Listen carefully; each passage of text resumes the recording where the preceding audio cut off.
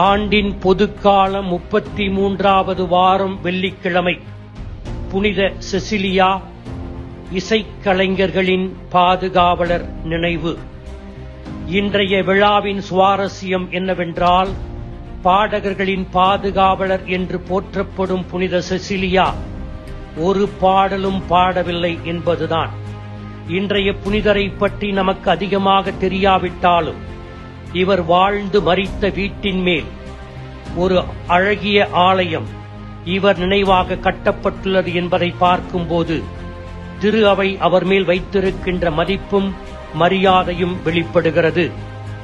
புனித செசிலியா அவர்களை பற்றி நமக்கு அதிகமாக தெரியாவிட்டாலும் 5ஆம் நூற்றாண்டில் எழுதப்பட்ட த பேஷன் ஆஃப் செசிலியா என்ற புத்தகத்திலிருந்து சில தகவல்கள் நமக்கு கிடைக்கின்றன.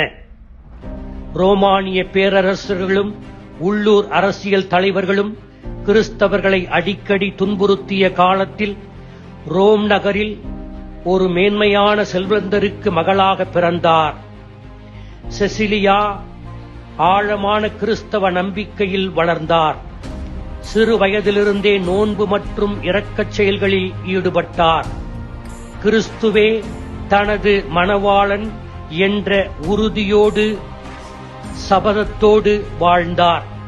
செசிலியாவின் விருப்பத்திற்கு மாறாக அவருடைய தந்தை அவரை வலேரியன் என்ற செல்வந்தருக்கு மணம் முடித்து வைத்தார்.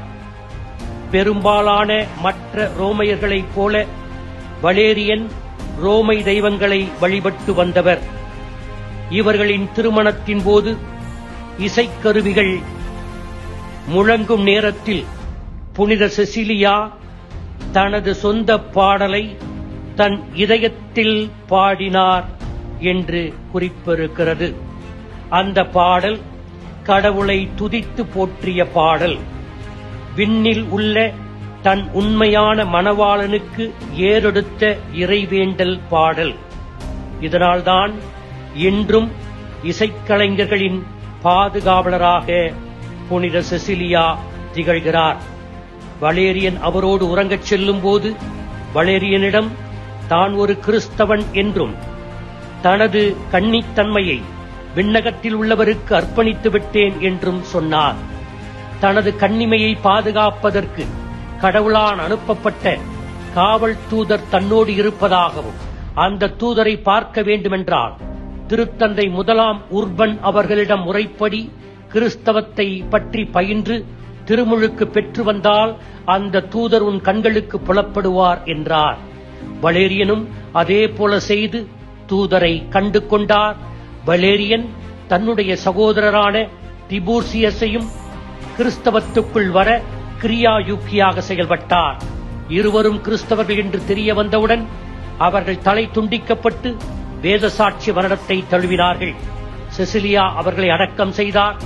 சில நாட்களுக்கு பின் செசிலியாவையும் அவர்கள் கைது செய்தார்கள். கொதிக்கின்ற நீரின் புகையால் மூச்சடைத்து சாகடிக்க அவர்கள் முயன்றார்கள்.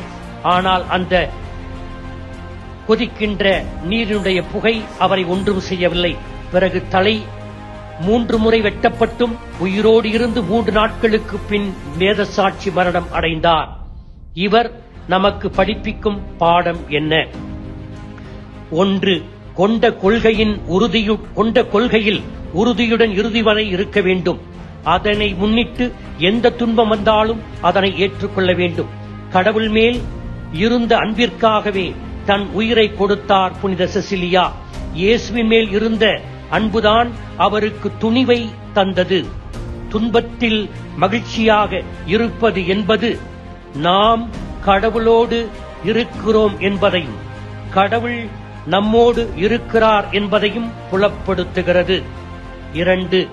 அடுத்தவர்களுடைய விசுவாச வாழ்வுக்கு நம் வாழ்வு சான்றாக அமைந்து அவர்களை இயேசுவிடம் இன்னும் நெருக்கமாக கொண்டு வர வேண்டும்.